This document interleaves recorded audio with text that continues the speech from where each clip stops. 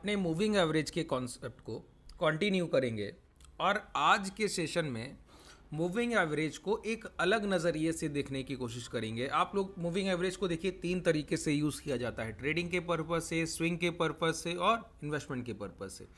Trading भी दो तरीके से होती है, इंट्राडे ट्रेडिंग या पोजिशनल। स्विंग भी आपको इक्विटी में करते हैं या एफएनओ और बेसिकली फ्यूचर्स में या हेज करके आप स्विंग कर सकते हैं। ठीक है, इक्विटी में आप इन्वेस्टमेंट और स्विंग दोनों एक साथ कर सकते हैं। तो आपको एवरेजेस को, यूजेस को समझना होगा कि कब कौन से औसत को यूज़ करें। जैसे आपको पता होगा कि एवरेज बेसिकली आप लोग जो जानते हैं तीन तरीके से समझते हैं, S M A simple moving average, E M A exponential moving average और तीसरा होता है W M A weightage moving average. ऐसा नहीं है, तीन ही एवरेज है। मैं जिस आज एवरेज पे बात करूंगा, ये तीन एवरेज का ही एक और पार्ट होते हैं, इनके भी कुछ पार्ट होते हैं। जैसे सिंपल मूविंग एवरेज का एक पार्ट है टी एम ए, ठीक है, और इसी को अगर आप लोग एक्सपोनेंशियल में यूज़ करें तो उसको हम कह देते हैं टी ई एम ए, है ना। तो इसको हम लोग क्या बोलते हैं, ट्रिपल मूविंग एवरेज। ये ट्रिपल मूविंग एवरेज क्या होता है, बेसिकली ये एक टाइम फ्रेम का औसत होता है, जिसको हम लोग 14, 21, 35 के औसत से समझते हैं। 14, 21, 35 क्या होता है, ये एक एक टर्मोलॉजी को अब मैं आज के सेशन में क्लियर करूंगा और ये बताऊंगा। जैसे कल जो मैंने सेशन किया, अब कई लोग उसमें कमेंट कर रहे थे, मैं आपके कमेंट्स के पहले डाउट क्लियर कर दूं। कई लोग बोल रहे थे कि 10 और 21 का औसत क्या उपयोग किया जा सकता है 5 मिनट के टाइम फ्रेम पर। मैं बोलता हूं नहीं। आप बोलेंगे 10 और 21 का औसत उपयोग किया जा सकता है क्या 15 मिनट के टाइम फ्रेम पर। मैं बोलता हूं नहीं। सिर्फ आवरली और डेली टाइम फ्रेम पर जाके यूज़ कीजिए। कल जब देखिए, आप लोग बहुत चीज़ों को ध्यान से सुना कीजिए। कल जब मैं सेशन किया, जिन लोगों ने कल का वीडियो नहीं देखा है, इस पूरे सेशन को कंप्लीट करने के बाद कल के सेशन का लिंक आपको डिस्क्रिप्शन में टेलीग्राम में मिल जाएगा। टेलीग्राम को ज्वाइन कर आप हमसे भी जुड़ जाएंगे और वहीं पर आपको मूविंग एवरेज जो कल मैंने वीडियो बनाया उसको आप वहां पे जाकर देख भी सकते हैं। देखिए, मैंने आपको क्या बोला, आवरली टाइम फ्रेम पर 21 का मूविंग एवरेज क्यों वैलिड करता है, क्योंकि ये पिछले 3 दिन के औसत को बता रहा है। 3 दिन के औसत के साथ चौथे दिन के लास्ट 3 घंटे के औसत को साथ लेकर बता रहा है। 21 का औसत डेली के टाइम फ्रेम पर क्या दर्शा रहा है, ये पिछले लगभग एक महीने के औसत भाव को दर्शा रहा है। इस वजह से ये डेली और आवरली टाइम फ्रेम पर इतना इफेक्टिव है। अब आप पूछिए कि 5 मिनट या 15 मिनट पर ट्रेड करूं, देखिए करने को आप कर सकते हैं। अब एफिशिएंसी की बात आती है ना। जब आप आवरली टाइम फ्रेम पर ट्रेड करेंगे तो आप 400 ट्रेड कीजिए और 400 में से 20 भी ट्रेड गलत हो जाए तो बहुत मुश्किल होता है, रेयर केस है। और वहीं पर अगर आप 5 या 10 मिनट के टाइम फ्रेम पर चले गए तो यही 400 ट्रेड में से आपकी 320 ट्रेड सही होंगे। ये एक हाई एक्यूरेसी सेटअप हुआ। लेकिन अभी एज अ बिगनर आप इतने कॉन्फिडेंशियल नहीं हैं कि आप ये 70-80 जो ट्रेड गलत होंगे इनके साथ आप बियर करके अपने पोजीशंस को हैंडल कर पाए, ये बात होती है। तो शुरुआत में जब आप ट्रेड करें तो रिस्क रिवॉर्ड रेशियो आप समझते नहीं है बेहतर, है ना। अभी टाइम फ्रेम को आप उतना बेहतर रिस्पेक्ट नहीं देते अपने टारगेट को लेकर, तो वो चीज़ें यहाँ पर आपको बहुत ट्रिगर करती हैं। तो आपको शुरुआत जब आप प्रैक्टिस कर रहे हैं तो आपको ऐसे प्राइजेक्शन पे करनी चाहिए जो बहुत हाई एक्यूरेसी रखते हैं। बहुत हाई एक्यूरेसी का मतलब है कि आप 50 ट्रेड कीजिए तो उसमें 45 बार सही हुई है, 46 बार सही हुई है, इस तरीके से। तो वो चीज़ें मैंने आपको टाइम फ्रेम के साथ बताई, आवरली और डेली टाइम फ्रेम के लिए है वो पर्टिकुलर, ठीक है। उस पर आप यूज़ कीजिए बहुत अच्छे से। देखिए, हैजिंग आप करेंगे आवरली टाइम फ्रेम पर, बहुत रेयर केस होगा कोई लॉस चला जाए। 400 ट्रेड कीजिए, 400 में एक भी ट्रेड गलत होने का रेयर केस होगा, क्योंकि आपको बहुत अच्छे से पता है हैजिंग में जब आप पोजीशन को लेते हैं उसको एडजस्ट करना कितना आसान होता है। क्लासेस में आप लोग सारी चीज़ें सीखते हैं। देखिए, आज मैं बात करने वाला हूं TMA पे। ये कॉन्सेप्ट मैंने क्लियर, कल मैंने आपसे एक क्वेश्चन पूछा था कि बायर और सेलर का एवरेज कैसे निकालते हैं। जिन लोगों ने, बहुत सारे लोगों ने नीचे कमेंट सेक्शन में जवाब दिया, देखकर अच्छा लगा कि आप लोग चीज़ों को सीखते हैं और सीखने के बाद याद भी रखते हैं। हालांकि मैं भी आपको रिवाइज कराता रहता हूँ। जिन लोगों को नहीं पता है, आज के सेशन के एंड में मैं आपको बताऊंगा बायर सेलर का एवरेज कैसे निकालते हैं, ठीक है। और इस सेशन को पूरे ध्यान से देखिएगा। एक क्वेश्चन मैं आपसे आज भी पूछूंगा जिसका जवाब मैं अगले वीडियो में दूंगा। हालांकि वो क्वेश्चन का रिप्लाई पहले मैं उस पर एक सेशन कर चुका हूं। जिन लोगों ने देखा होगा वो उसका जवाब कमेंट सेक्शन में देंगे, ठीक है। देखिए, समझिए ध्यान से, एक एक कॉन्सेप्ट को बहुत ध्यान से सुनिएगा। अभी मार्केट में आप बहुत र्यूमर्स सुन रहे होंगे इस तरीके की कि बाजार में बहुत बड़ा डिप आने को है, प्राइस में बहुत बड़ी बिकवाली होगी। और जैसा कि हम लोग एक साइकिल, सेक्टोरल जो इन्वेस्टमेंट होते हैं उसमें देख भी रहे हैं, साइकिल, टाइम साइकिल जिसको हम कहते हैं, कि स्मॉल कैप और मिड कैप में बहुत बड़ी बिकवाली है भी। स्मॉल कैप में 1-1.5 महीने से बिकवाली है। मैं लगातार आप लोगों को बोल रहा हूँ, स्मॉल कैप और मिड कैप में अगर आपके इन्वेस्टमेंट है तो वो समय 2021 से लेकर ये 2024 की शुरुआत तक खत्म हो गया। दिसंबर की सीरीज थी जब खत्म हो रहा था, उसी समय से मैं आपसे बोल रहा हूँ कि प्राइस यहाँ से मिड कैप स्मॉल कैप में एक बड़ी प्रॉफिट बुकिंग आएगी। तो वो प्रॉफिट बुकिंग आ रही है। तो बाजार में क्या कहा जा रहा है कि इंडेक्स निफ्टी और बैंक निफ्टी बहुत करेक्ट करेंगे, 15 20 25 30% के करेक्शन आएंगे और बहुत सारी चीजें। तो जो आज मैं कॉन्सेप्ट आपको बताने वाला हूं वो एवरेज का ऐसा कॉन्सेप्ट है कि आप एक अंदाजा लगा लेंगे कि फर्दर आपको क्या एक अपॉर्चुनिटी देखना है। कई लोग अपना पोर्टफोलियो बेच रहे हैं, बताइए पोर्टफोलियो बेचने से गलत कोई बात बाजार में हो सकती है क्या? जो लोग अपना पोर्टफोलियो सेल कर रहे हैं बाजार में फियर के डर से, डर तो बाजार में हर एक 1.5 साल में आएगा, ऐसे आप कब तक पोर्टफोलियो बेचेंगे? और पोर्टफोलियो इन्वेस्टमेंट पर्पज से होता है। इन्वेस्टमेंट पर्पज का मतलब हुआ मिनिमम टेन्योर होगा, मिनिमम टाइम पीरियड होगा होल्डिंग का, तो 5 साल। और आप उसको 1 साल में 6 महीने में बेच कर जाएंगे तो कभी आप सोचिए पोर्टफोलियो में बड़ा पैसा नहीं बना पाएंगे। ऐसे बाजार में कई ट्रेडर हैं जो 25-25 साल से इस बाजार में हैं और कोई खास पैसा नहीं बनाया, क्योंकि उनको टाइम साइकिल को नहीं समझते। अब ये टाइम साइकिल क्या है? मिड कैप स्मॉल कैप में आपका फंड है, निकालिए लार्ज कैप में शिफ्ट कीजिए। अभी अगर बाजार में थोड़ा बहुत करेक्शन आने को होगा भी तो सबसे पहले कौन गिरेंगे बताइए? स्मॉल कैप गिर रहे हैं, मिड कैप गिर रहे हैं, ये बहुत तेजी से गिरेंगे। लेकिन जो नहीं गिरेंगे या सबसे कम गिरेंगे वो है HDFC बैंक। अब HDFC बैंक लोग खरीदने को तैयार नहीं। मैं बोल रहा हूं खरीदिए, 3000 बिकेगा। क्यों नहीं समझ आता है आप लोगों को कि अगले 3 से 4 साल में अगर मैं बोलूंगा आपसे HDFC बैंक 3000 के प्राइस को टच करेगा, आपका पैसा नियर अबाउट डबल से ऊपर जा रहा है। ठीक है, मैं रिलायंस बोलता हूं 5000 बिकेगा। क्यों आप यहां पर नहीं खरीदारी कर रहे हैं? हीरो मोटो हुआ, इन्फोसिस हुआ, यहां पर आपको इन्वेस्टमेंट करनी चाहिए। तो चलिए हम लोग एक आई ओपनर सेशन की तरह इसको लीजिए और आपको एक समझ आएगा कि कोई भी प्राइस जहां पर आपका इन्वेस्टमेंट हो या आप स्विंग के लिए देख रहे हो या अगले 1 महीने में आपके ट्रेड प्लान क्या होने वाले हों वो देख रहे हो, तो मैं आपको डिटेल से ये वीडियो हो सकता है थोड़ा लंबा हो, लेकिन अगर आप लोग अंत तक रहेंगे तो मैं आपसे वादा करता हूँ आप जो चीज़ें आज सीख कर जाने वाले हैं शायद ही आपने लाइफ में कभी एक्सपीरियंस की होंगी। सबसे पहली चीज़, जब आप टेलीग्राम ज्वाइन करते हैं, नीचे जो मैंने आपको बताया डिस्क्रिप्शन में लिंक है, टेलीग्राम जब आप ज्वाइन करते हैं तो मॉर्निंग में आपको कुछ कोड्स लिख कर देता हूँ। कोड्स लिखने का मतलब है मॉर्निंग में मैं आपको एक लर्निंग कोड देता हूँ जिसमें बहुत सारी चीज़ें लिखी रहती हैं, उसको अगर आप पढ़ेंगे तो बहुत सारा कुछ आपको सीखने को मिलता है। हर रोज़ एक कोड आपको मैं देता हूँ। वहाँ पर मैं आपको एक कोड देता हूँ कि जैन से मार्च, जनवरी से लेकर मार्च तक प्राइस में, बाजार में खरीदारी के अवसर मिलते हैं, बाइंग अपॉर्चुनिटी, जिसको आप कहते हैं कि डिस्काउंट सेशन चल रहा है। बाजार में इसको कहा जाता है डिस्काउंट सेशन चल रहा है। डिस्काउंट सेशन का मतलब है कि ये समय खरीदारी का पीरियड कहा जाता है। अच्छा, ये जो बाइंग पीरियड है ये पता कैसे लगता है? देखिए, हम लोग बाजार में जो भी प्राइस एक्शन देखते हैं, अगर प्राइस को यहाँ पर मैं देख रहा हूँ तो मैं आपको कई बार टेक्निकल्स में समझाता भी हूँ, ये बात कई बार आपको बताता हूँ कि प्राइस को जब भी आप देखिए तो पिछले 3 दिन के प्राइस एक्शन ही कम से कम रिपीट होंगे। पिछले 3 दिन में जो बाजार में हुआ होगा वही कहीं ना कहीं दोहराया जाएगा। अगर आप पिछले 3 दिन के प्राइस को देख कर बैठेंगे तो वो चीज़ें आपके लिए बहुत आसान हो जाएंगी ट्रेड करने के लिए लाइव मार्केट में। ये क्या है? हिस्टोरिकल डेटा से सीख रहे हैं ना कि आगे क्या होगा, पिछले डेटा से सीख रहे हैं आगे क्या होगा। तो जब आप पिछला डेटा देखते हैं तो आपको पता लगता है कि बाजार में, इंडेक्स में हर बार यही होता है कि नवंबर दिसंबर के आसपास हर साल एक करेक्शन की शुरुआत होती है और वो करेक्शन मार्च एंड तक, अप्रैल शुरुआत तक खत्म होता है। फिर एक रैली आती है, वो प्राइस को ऊपर लेकर जाती है, नवंबर दिसंबर के आसपास दोबारा एक करेक्शन की शुरुआत होती है। ये एक साइकिल है। ये साइकिल आज से नहीं है, ये साइकिल पिछले 15 से 18-20 साल का मैं आपको डेटा दिखा दूंगा और ऐसे ही है। चलिए मैं आपको एक सिंपल सा एक डेटा दूं। अगर मैं बोलूं 2008 लेमन ब्रदर कोलैप्स के बाद से आज तक अगर आप देखेंगे तो हर बार यही साइकिल रिपीटेटिव मोड में दिखती है कि एक करेक्शन साइकिल जो कि जन और मार्च के बीच में आती है और फिर एक रिकवरी साइकिल जो अप्रैल से लेकर दिसंबर तक के बीच में कहीं ना कहीं आती है।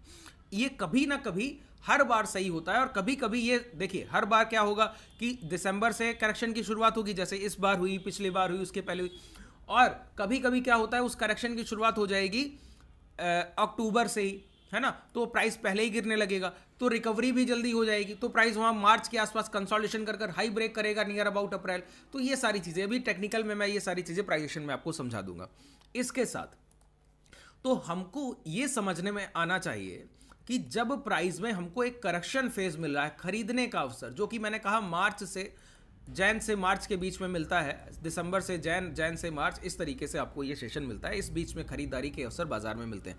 जैसे कि अभी आप देखेंगे तो डिस्काउंट सेशन कहते हैं, ठीक है, अभी बाजार में डिस्काउंट सेशन है कि खरीदारी के अवसर है। सारे स्टॉक, HDFC बैंक आपको सस्ते में खरीदने को मिल रहा है, जितने स्टॉक ज़्यादा चल गए थे सारे स्टॉक, हीरो मोटो ने 5000 के हाई लगाए, दोबारा निचले स्तर पर खरीदने को मिल रहा है, विप्रो लगभग 40% डिस्काउंट पर मिल रहा है। ऐसे स्टॉक्स आपको ये डिस्काउंट सेशन में खरीदने को मिलते हैं। अच्छा, अब मैं क्या बोलता हूँ ये जो साइकिल है इसका आइडेंटिफिकेशन, पहचान कैसे हो कि अब खरीदारी का अवसर आ रहा है। तो मैं बोलता हूं 3 औसत होते हैं, 3 औसत वीकली टाइम फ्रेम पर। सबसे पहले एक टाइम फ्रेम को समझेंगे, ठीक है।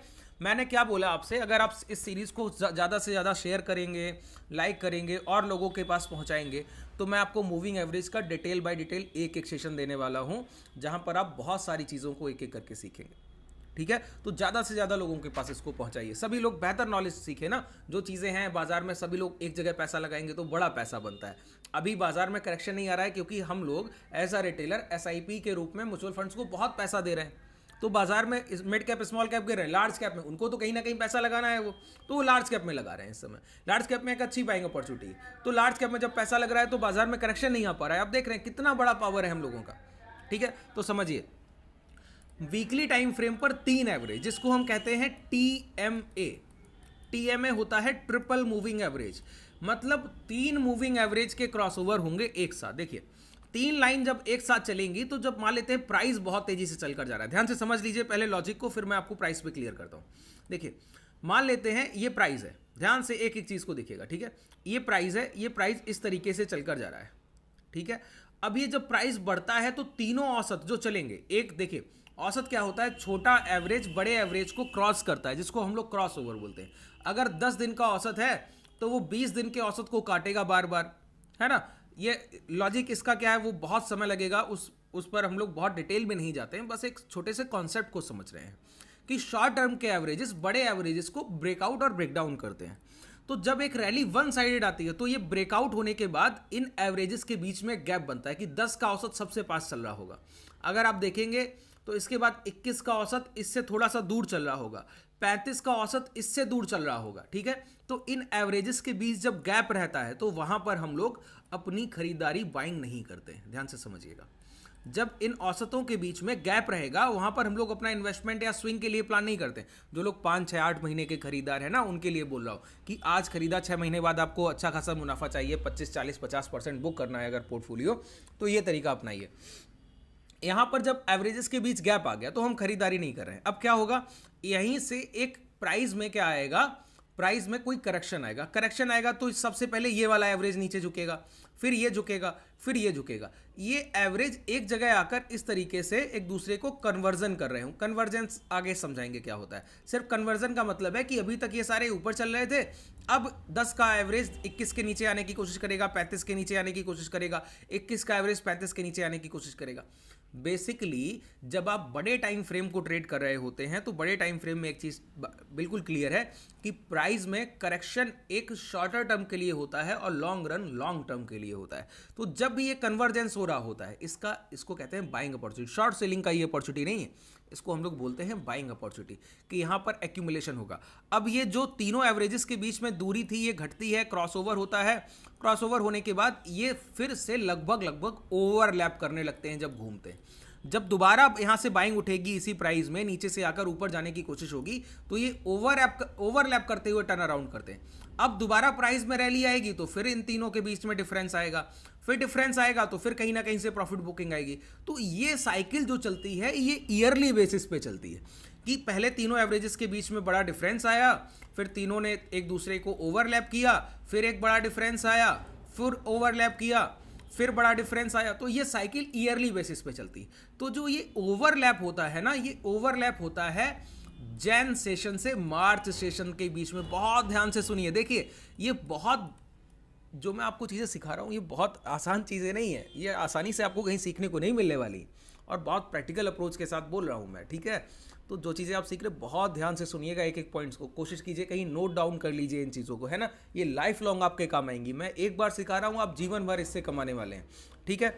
तो देखिए पहले हमको क्या करना है, सबसे पहले वीकली टाइम फ्रेम पर जाना है। वीकली टाइम फ्रेम पर जाने के बाद यहां पर हमको क्या करना है, अभी आपको ये प्राइस देखिए, अभी क्या है, आज का दिन है सैटरडे, तो सैटरडे को ट्रेडिंग व्यू के प्राइसेस में क्या चलते हैं, एडजस्टमेंट, सेटलमेंट होते हैं। तो सेटलमेंट की वजह से आपको ये ओपन प्राइस की तरह दिखेगा कि 4-3%, ऐसा कुछ नहीं। आप डेली आवरी टाइम फ्रेम पर आएंगे तो आपको वही क्लोजिंग दिखेगी 46,543 जो कि हुई है कल बाजार में, ठीक है। तो जब हम लोग वीकली टाइम फ्रेम पर आ गए, अब वीकली टाइम फ्रेम पर आकर हमको क्या करना है, समझिए, ध्यान से सुनिएगा। यहां पर मूविंग एवरेज पर जाना है, ठीक है। मूविंग एवरेज पर जाना है। अब मैं एक एक चीज को यथार्थ कर रहा हूं आपके सामने। यहां पर मैंने कहा टीएमए को यूज कर रहे हैं, मतलब ट्रिपल मूविंग एवरेज। तो यहां पर देखिए मूविंग एवरेज ट्रिपल ये लिख कर आ रहा है, इसको यहां पर उपयोग किया आपने, यूज किया तो देखिए 3 लाइंस एक साथ बन गई। ध्यान से सुनिए एक एक कॉन्सेप्ट को, ठीक है। यहां पर मैंने क्या कहा 14, 21, 35। 14 का एवरेज 21 को क्रॉस ओवर करेगा, सबसे छोटा एवरेज कौन सा है 14 का, फिर 21 का, फिर 35 का। इसको हम लोग क्या करेंगे, यहां से सिंपल से मेथड को एक्सपोनेंशियल कर लेंगे। सिंपल टीएमए को नहीं यूज करेंगे, हम लोग टीईएमए को यूज करेंगे, ठीक है। टीएमए को यूज नहीं कर रहे हैं, triple simple moving average use नहीं कर रहे हैं, triple exponential moving average use कर। इससे क्या होगा बताइए, इससे मैं आपको बोलूं इन तीनों एवरेजेस के बीच में जो लैग रहते हैं, दूरी ज़्यादा हो जाएगी, क्रॉसओवर में ज़्यादा आएगा, ये लैग दूर हो जाते हैं। इन लैग से बचने के लिए ऐसा हम लोग करते हैं कि ईएमआई यूज करें। तो यहाँ पर 3 एवरेज कौन से हैं, एक 14 हफ्ते का, देखिए टाइम पीरियड कौन सा है वीकली, तो एक 14 हफ्ते का औसत है, एक है 21 हफ्ते का औसत, एक है 35 हफ्ते का औसत। तो देखिए 14 हफ्ते की बाइंग अगर उठेगी तो प्राइस सबसे पहले 21 हफ्ते के एवरेज को ब्रेक करेगा, फिर 35 के एवरेज को ब्रेक करेगा। फिर अगर इतनी बाइंग हुई है तो प्राइस में क्या आएगा, वो डिमांड के इंपैक्ट से मोमेंटम आएगा तो प्राइस चल कर जाएगा। फिर कहीं प्रॉफिट बुकिंग होगी, फिर प्राइस नीचे आएगा, फिर क्रॉस ओवर करेगा। तो ये जो कन्वर्जेंस है कि प्राइस गिरने के बाद जहां ओवरलैप करेगा वहां खरीदारी बनती है। अब जरा हिस्टोरिकल डेटा चेक कीजिए, आइए मैं आपको दिखाऊं, बहुत ध्यान से देखिएगा, एक बार की बात नहीं है, मैं आपको पूरा डेटा चेक कराऊंगा, ठीक है, पूरा कंप्लीट, एक बार की बात नहीं कर रहा हूं। यहां पर आइए, हर बार मैं आपको यही दिखाऊंगा कि जो मैं आपको मॉर्निंग में कोड देता हूं ना टेलीग्राम पर, इसीलिए बोलता हूं टेलीग्राम डिस्क्रिप्शन में लिंक है, आप लोग ज्वाइन कीजिएगा। वहां पर जो चीजें आपको मैं एक एक लाइन में लिख कर दे रहा हूं वो कितना महत्वपूर्ण है और कितना रिलायबल है। एक लाइन में बहुत बड़ी लर्निंग छुपी हुई है, ठीक है, उन चीजों को बहुत ध्यान दिया कीजिए। देखिए पहला करेक्शन हमको देखने को मिला, ये 2009 में खत्म हुआ। कब खत्म हुआ ये करेक्शन बताइए, ये नीचे टाइम लिख कर आता है, यहां पर देखिए 9 से 10, 10 से 11, 11 से 12, 12 से 13, 2014, 15, 16, ऐसे एक एक साल का साइकिल चल रहा है। यहां पे ये 2008 में लेमन ब्रदर कोलैप्स हुआ, जो कि आपको पता है बैंकिंग सेक्टर का सबसे बड़ा उस समय का क्राइसिस था, जिसकी वजह से हमारे इंडेक्स का लगभग 50-60% वहां से डिक्लाइन कर गया, 2009 तक प्राइस गिरा। अब ये देखिए जब यहां पर लास्ट लो लगे, ये समय देखिए, ये समय क्या है, ये समय नीचे लिख कर आ रहा है, देखिए 16 मार्च 2009, नियर अबाउट मार्च। ये डिस्काउंट सेशन 2009 का कब खत्म हुआ, मार्च 2009 में। यहां से रैली की शुरुआत हुई, रैली की शुरुआत होकर प्राइस देखिए चल कर गया और चल के जाने में हाई लगाया कहां, अक्टूबर के आसपास, देख पा रहे हैं, अक्टूबर नवंबर के आसपास हाई लगा। जितना गिरा था पिछले एक साल में पूरा रिकवरी कर गया इसी सेशन में, मार्च से लेकर अक्टूबर तक, ठीक है। उसके बाद अक्टूबर में क्या हुआ, प्राइस कंसोलिडेशन में गया, फिर गिरने लगा, और ये देखिए फेब मार्च में फिर ये लो लगाया। प्राइस को थोड़ा बड़ा करूं मैं, आराम से देखिए, तसल्ली से, ध्यानपूर्वक, ठीक है। यहां पे प्राइस ने क्या किया, 2010 फेब के मार्च के आसपास फिर लो लगाए और फिर रैली की शुरुआत किया, और फिर ये रैली एंड हो रही है, देखिए अक्टूबर नवंबर के ये हाई लग गए, नवंबर में हाई लगे, फिर प्राइस गिरा, और गिरने पर देखिए ये लो कब लगा रहा है, फेब सेशन के आसपास लो लगा रहा है, फेब सेशन के आसपास लो लगा रहा है। अब प्राइस में दोबारा मार्च से टर्न अराउंड हुआ, ये अप्रैल के आसपास प्राइस हाइक पर गया, लेकिन इस साल ये रैली नहीं चल पाई, प्राइस में दोबारा एक करेक्शन आया और करेक्शन ये दोबारा खत्म हो रहा है। देखिए ध्यान से, ये जनवरी, फरवरी और ये जैन सेशन के आसपास ये यहां पर चल रहा है प्राइस, और चलने के बाद ये करेक्शन अभी खत्म नहीं हुआ। जो 2011 का करेक्शन था ये कंसोलिडेशन फेज था। ये देखिए मैं आपको बताऊं, ये इतनी बड़ी बिकवाली के बाद लोअर लेवल से जो डिमांड उठी ना, वो एक्यूमुलेशन जोन ये बना। तो प्राइस में बड़ा डिप नहीं है, बड़ा करेक्शन नहीं, प्राइस ऊपर जा रहा है नीचे आ रहा है, ऊपर जा रहा है नीचे, ये करेक्शन फेज नहीं, एक कंसोलिडेशन फेज है नियर अबाउट हाई। यहां पर बड़ी डिमांड उठ रही है, ऐसा 2020 में भी हमारे साथ हुआ। देखिए यहां पर जब प्राइस में बड़ा करेक्शन आ गया एक बार, तो प्राइस ने तेजी से रिकवरी की, तो पहले एक ये बाइंग जोन चला, इस बाइंग जोन के बाद फिर डिमांड उठी और डिमांड से फिर प्राइस हायर लेवल की तरफ बढ़ गया।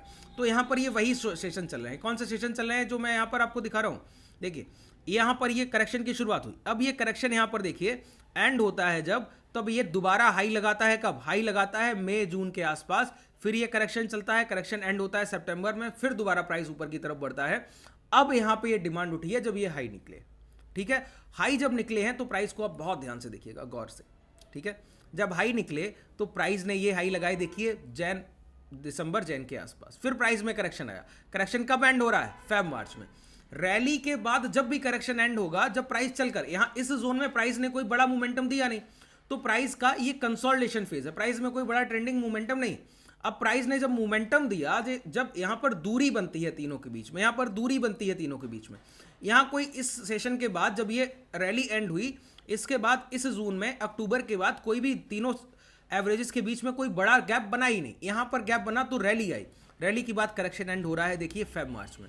फिर एक रैली आती है, रैली खत्म होती है अगस्त अक्टूबर में, और दोबारा करेक्शन ये एंड होता है देखिए जैन के आसपास, ठीक है, जैन से मार्च के बीच में, मैंने कहा डिस्काउंट सेशन खत्म होता है। फिर ये रैली आती है, रैली कहाँ खत्म होती है, जैन के आसपास, और ये सेशन खत्म होता है मार्च के आसपास। फिर एक रैली आती है, ये देखिए अगस्त सितंबर अक्टूबर नवंबर में ये रैली खत्म होती है, और ये दोबारा से आप देख रहे हैं करेक्शन फेज। यहाँ पर देखिए ये रैली फिर खत्म होती है इसी एरिया के आसपास, अब ये दोबारा से हाई ब्रेक नहीं कर पाया, फिर बड़ा करेक्शन, तो फिर वही रैली की शुरुआत हो गई। तो हर बार आप क्या देख रहे हैं कि प्राइस में जब भी बड़ा मोमेंटम होता है, तो बड़े मोमेंटम के बाद जो करेक्शन आता है, वो करेक्शन अगर एंड होता है तो जैन से मार्च के बीच में एंड होता है। इस पूरे एरिया को मैंने एक लाइन में कोट कर दिया आपके लिए, आसान कर दिया ना चीज़ों को। अब यहाँ पर जब आप खरीदारी करेंगे, तो खरीदारी के लिए मैंने क्या कहा, ओवरलैप। ओवरलैप का मतलब है कि प्राइस में जब बड़े करेक्शन आ गए, तो यहाँ पर देखिए जब एवरेजेस क्या करते हैं, कन्वर्जन ये होता है। कन्वर्जन बेसिकली घुमाव को समझिए आप, एक लाइन में अगर समझना है, गिरता हुआ एवरेज धीरे धीरे अगर बाइंग आने लगी तो ऐसे ऐसे मुड़ने लगेगा, इसको कहते हैं कन्वर्जन। ये दूसरा एवरेज भी इसके साथ मुड़ने लगेगा, तीसरा एवरेज सबसे छोटा 14 पीरियड का, ये भी इसके साथ मुड़ने लगेगा, ये सबसे पहले क्रॉस करेगा।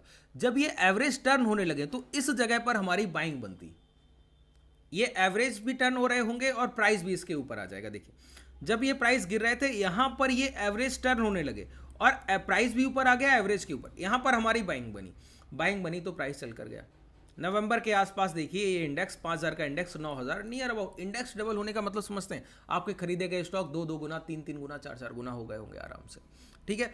अब यहां पर दोबारा से ये करेक्शन मिला, करेक्शन में देखिए इन तीनों के बीच में दूरी आई तो प्रॉफिट बुकिंग आया, प्रॉफिट बुकिंग के बाद दोबारा यहाँ पर प्राइस चला, तो दोबारा चलने पर फिर ये हाई मिले। अक्टूबर नवंबर में फिर करेक्शन आया, करेक्शन के बाद यहाँ पर देखिए फिर ये ओवरलैपिंग हुई। ओवरलैपिंग में हम लोगों ने क्या किया, यहाँ पर अपने इन्वेस्टमेंट की शुरुआत कर दी।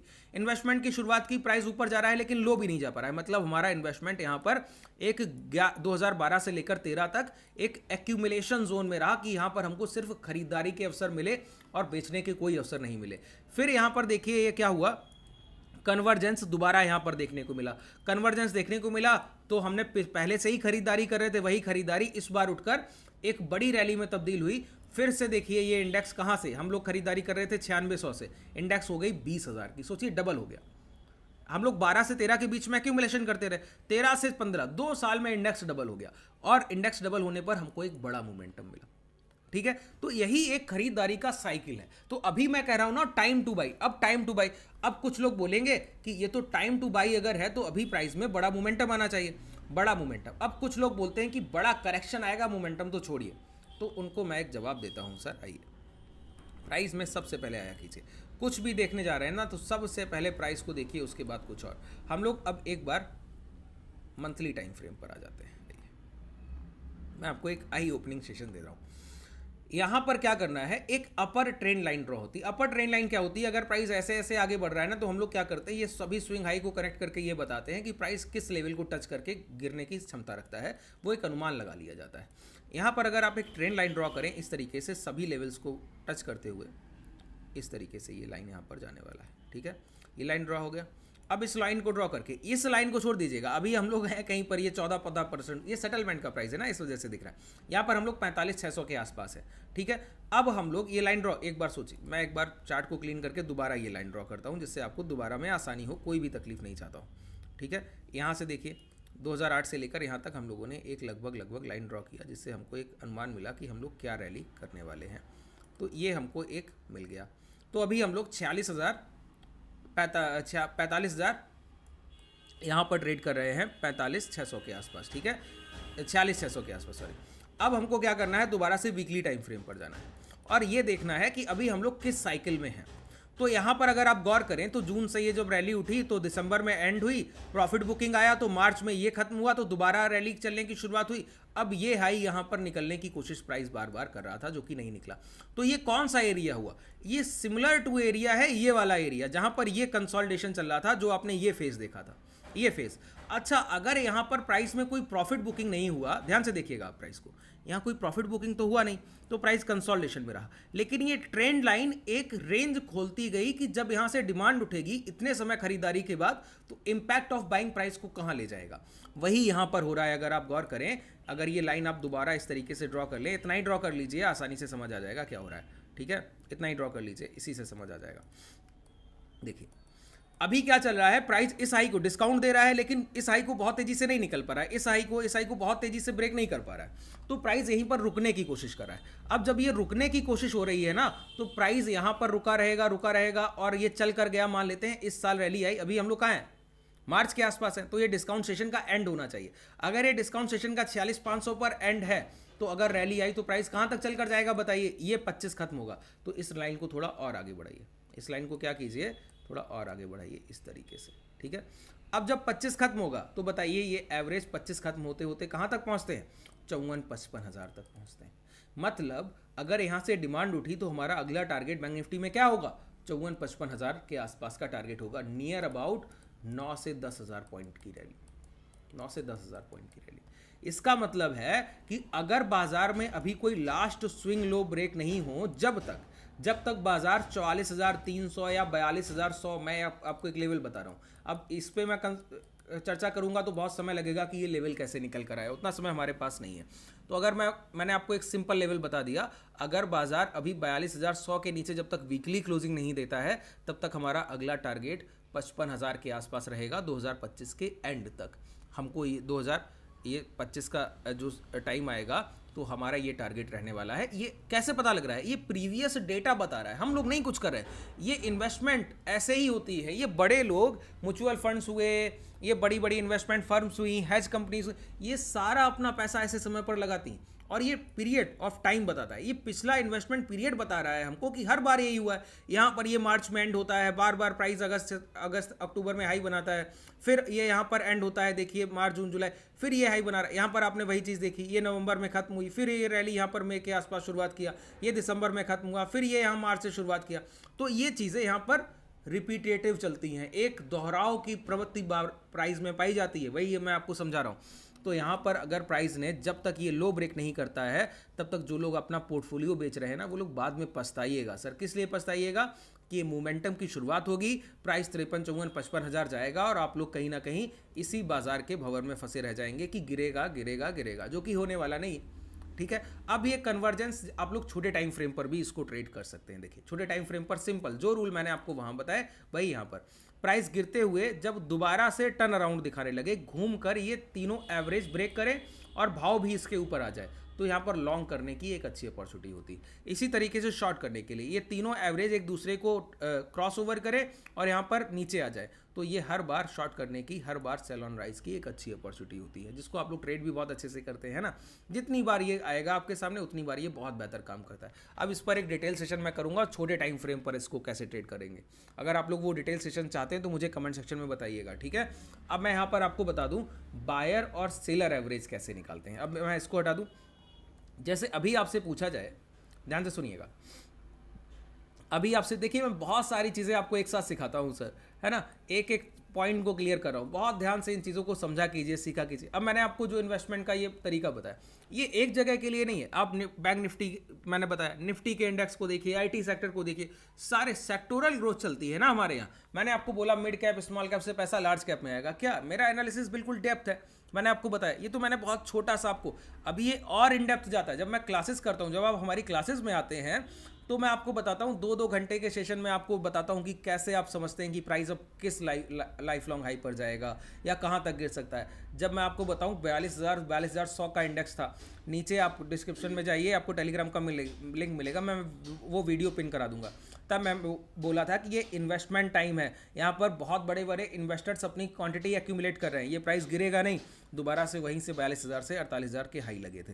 अब दोबारा से मैं आपको यही बोल रहा हूँ, जब तक स्विंग लो नहीं जाते हैं, 42,100 के नीचे एक वीकली क्लोजिंग नहीं मिलती है, तब तक जो लोग पोर्टफोलियो बेच रहे हैं ना सर, रिग्रेट करेंगे, पछताइएगा आप लोग बाद में।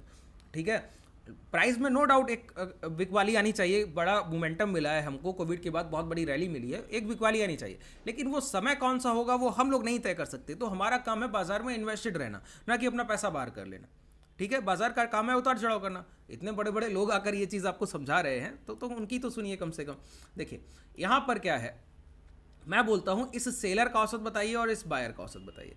अगर मैं इस बायर का एवरेज सबसे पहले आपसे पूछूं तो मैं बोलूँगा जहाँ से प्राइस टर्न अराउंड हुआ, मतलब स्विंग लो, यहाँ से प्राइस गिरते गिरते टर्न अराउंड हुआ, यहाँ से लेकर यहाँ तक टोटल नंबर ऑफ कैंडल्स आपको काउंट करनी होती है। टोटल नंबर ऑफ कैंडल्स ऐसे आपने काउंट कर लिया, काउंट करके आपको पता चला टोटल 78 बार्स। तो इस बायर का एवरेज यहाँ पर देखिए क्या आएगा, यहाँ पर मूविंग एवरेज सबसे पहले हमको प्लॉट करना है।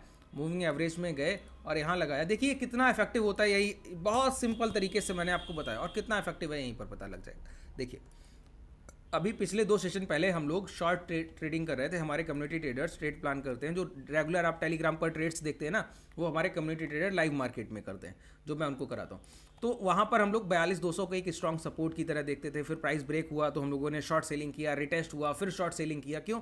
हमको पता है ये बायर का औसत है, पहले तो जल्दी ब्रेक नहीं होगा। एक बार भी जब पहली बार कोई प्राइस टेस्ट करता है किसी एक एवरेज के ऊपर अगर भाव चल रहा है तो उसका औसत भाव एक सपोर्ट लेवल है।